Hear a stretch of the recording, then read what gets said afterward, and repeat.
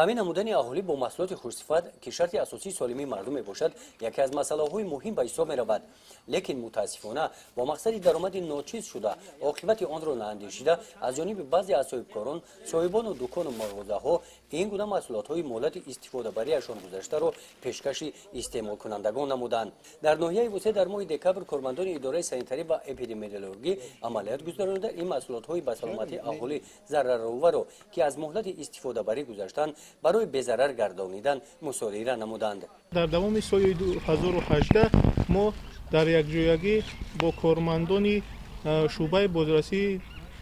شعبه وزارت کارهای داخلی و کارمندان پروکراتورای ناحیه واسع با مقدار زیاده از 1.5 تن موادهای مهلت استفاده برایشان گذشته و پاسیفت را از معاملات گرفتیم که